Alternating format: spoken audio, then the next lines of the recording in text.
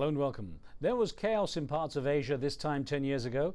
The value of the Thai baht plunged as the country ran out of foreign exchange reserves, and within days the panic had spread to Indonesia, South Korea and Malaysia. By 1998, the Asian financial crisis had become a global crisis, with the crash of Russia's ruble and Brazil's real. Entire economies collapsed as money shifted across boundaries on a huge scale and at high speed. And it got so desperate that in Thailand, the authorities asked people to hand over their gold jewelry. In Indonesia, the rupiah fell 86% against the dollar. And the currencies of Thailand, South Korea, Malaysia and the Philippines all lost about half of their values. Some people were quick to pronounce the Asian economic miracle dead, but 10 years on, many believe that these economies have fully recovered.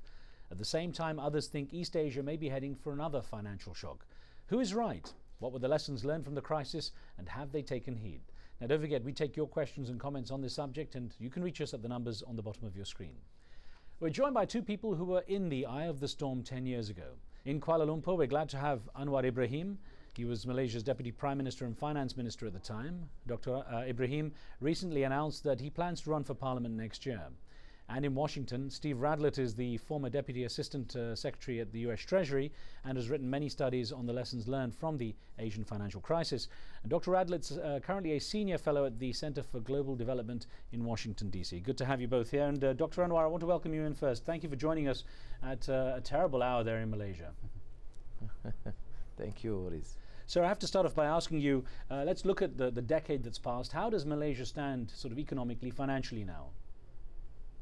We have recovered more sustainable, but nowhere close to the stability and sustainability that we saw in the 90s. Are you seeing any prospect though of rising again? Can the sort of the tiger aspect of Malaysia's economy ever resurface in the near future? We have enormous potential, but I don't think we are taking the necessary measures. We didn't use the opportunity at the time of the convulsions, the financial convulsions of 97, 98, to forge ahead on this creative destruction by destroying and dismantling all obsolete policies of corruption and cronyism, and move on with the more transparent policies in terms of procurement and legal reform. Failing to do that, we have lost out in our competitiveness compared to our neighbors. Sir, I'll ask you more about that and ask you what can be done in the future in a moment. But let me get to Dr. Steve Radlett, who's here, and it's good to have you with us as well. Thank you. It's good to be here. And sir, I should start by asking you, I mean, the West, or at least elements in the West, were blamed for triggering that financial crisis in Asia 10 years ago. And to what extent is that true? Is it as clear-cut as that, as simple as that? It's not as clear-cut. There were many different factors that contributed to the crisis, but it was really a crisis of success in the sense that the countries that were hit were those that had attracted huge amounts of foreign capital and investment during the early 90s. In the year 1996, the year before the crisis, $92 billion went into Malaysia, the Philippines, Indonesia, Korea, and Thailand. It's a lot of money. And it was only because that money went in that it could be withdrawn so quickly. Now, there were some Western financiers that were part of that, both in terms of the investing and the pulling out. So it was one factor. But other factors were at play as well. The countries themselves kept relatively low levels of foreign exchange reserves. So when the money did start to pull out, there wasn't enough for everybody to go around, and it started what was a financial panic. Were you surprised at how quickly it happened and how dramatically it happened? It is astonishing, and it was astonishing at the time how much money was leaving so quickly. It was really changing by the hour and by the day. At one point, Indonesia looked like it would escape the worst part of the crisis. Within a few days, it was a complete disaster. The amount of money that moves so quickly is just unbelievable. Korea, in the same way, in September and October of 1997, looked like Korea might be okay. By the middle of December, it was in a complete shambles. Dr. Anwar, your time then was a crucial time. You were making fairly drastic decisions to handle the emergency. What did you decide to do? Take me through the process you went through at that time. No, we have to acknowledge there was a problem, partly due to speculative attacks in the region, the instability of the currency with the drastic decline of the baht, but also because of the weak fundamentals in our own countries. Look at the banking system, financial institutions lending to their cronies, and we have figures to support that sort of negative position, but also the lack of easy prey to speculation because of the weak fundamentals. So my recommendation, therefore, is to strengthen this, to make sure that institutions of governance are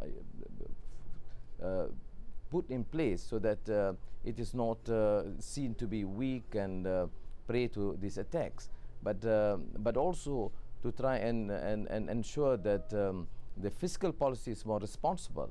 And this, to a limited extent, is seen or perceived to be a Washington consensus prescriptions or World Bank IMF prescription, which is not true, because Malaysia at no time had to resort to IMF bailout, as in the case of Indonesia, Thailand or Korea.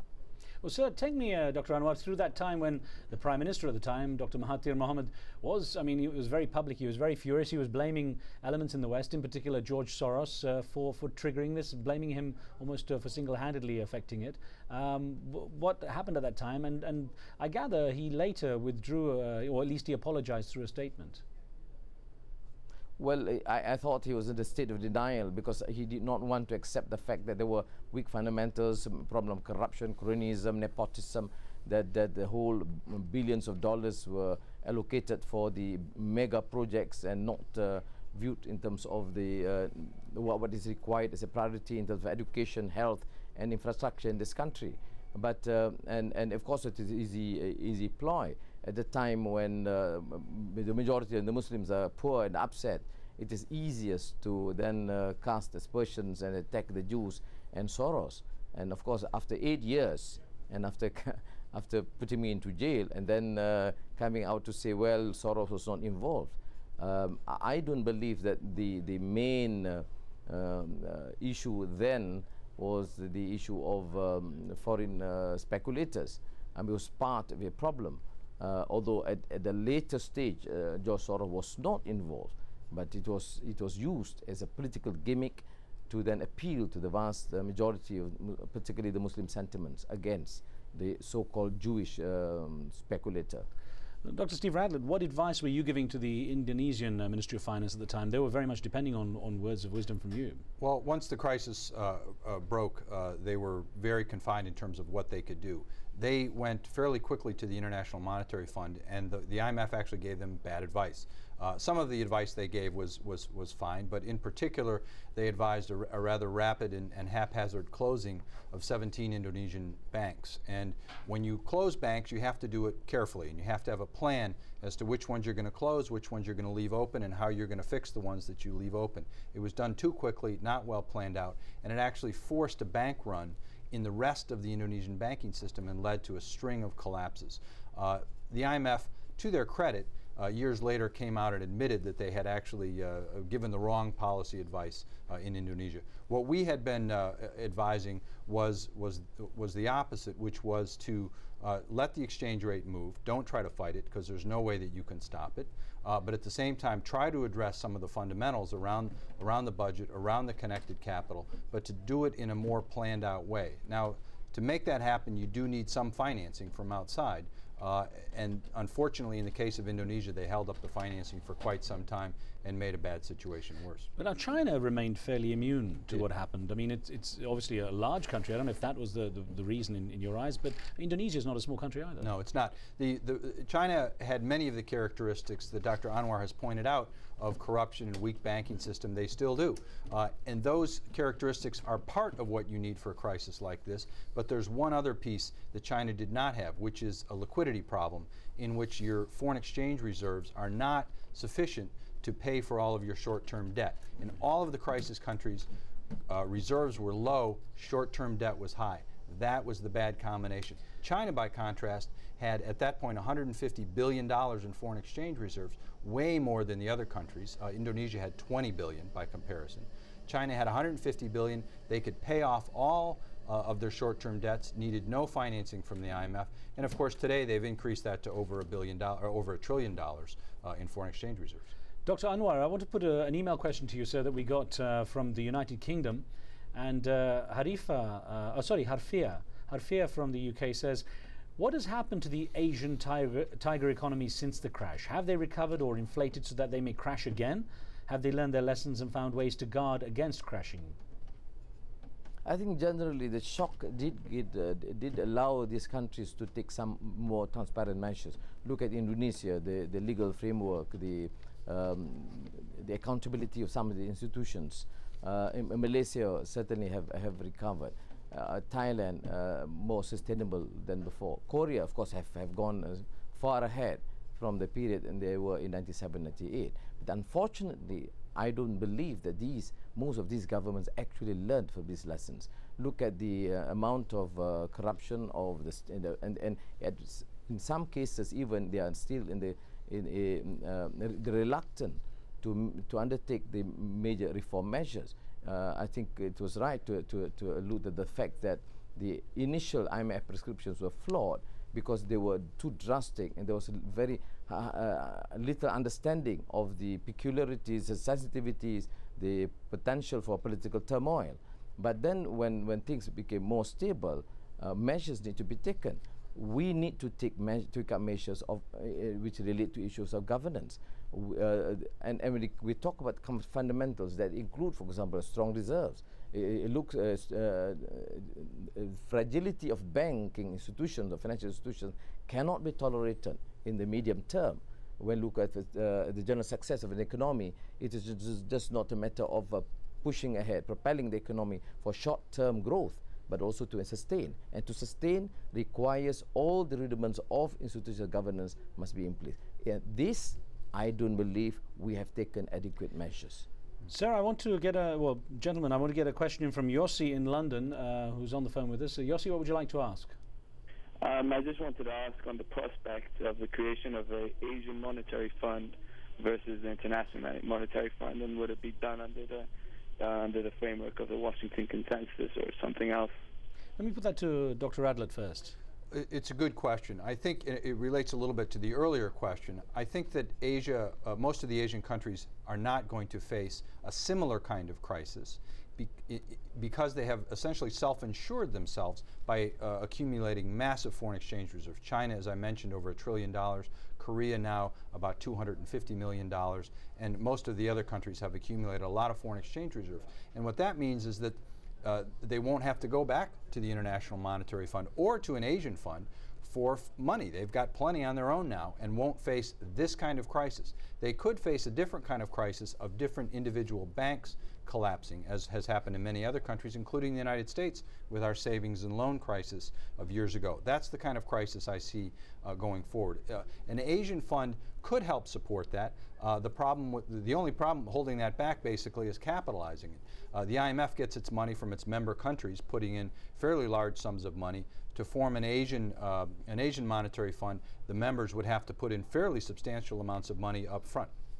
Well, Dr. Anwar, I know you're looking to boost yourself politically in Malaysia now, looking to find a position there again. And I wonder how much the sort of approach to Malaysia's economic progress and stability is a part of that platform for you. And I guess essentially protecting the jobs of a lot of people, because during that crisis 10 years ago, there were massive job cuts, there were massive company closures and so on.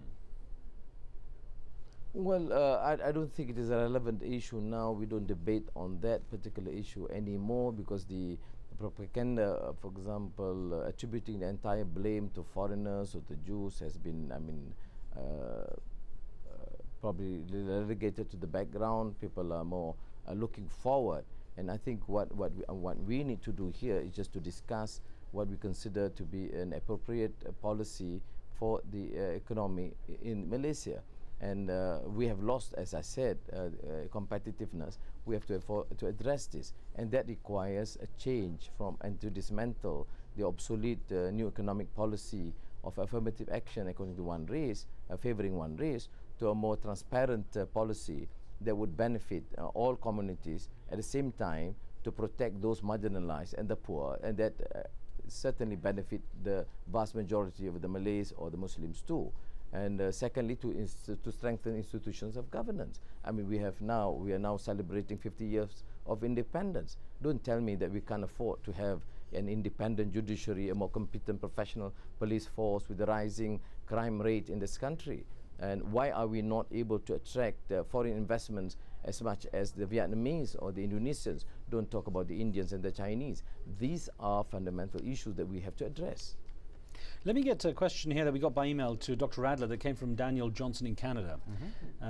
Dr. Adler, it says most permanently developing countries are rich in resources but are held back deliberately by Western nations who want to control their natural and human resources. The IMF and the World Bank prevent countries from putting their people's interests first and base success on how much money Western companies may profit from robbing the resources. So again, a cynical view on where the West sits on some of these. Well, I think that's a little bit more cynical than most people would put it. It's true that countries that have a lot of natural resources, especially if they're dependent on one natural resource, have not done particularly well. Those with more diversified exports like Malaysia and Indonesia historically have done much better. But what we're seeing now after the end of the crisis and with more countries around the world being successful is much less dependence on the IMF and the World Bank. And I think that's a very good thing that we're seeing countries come out of this, in some cases across Africa and in Asia, where there's a lot more independence.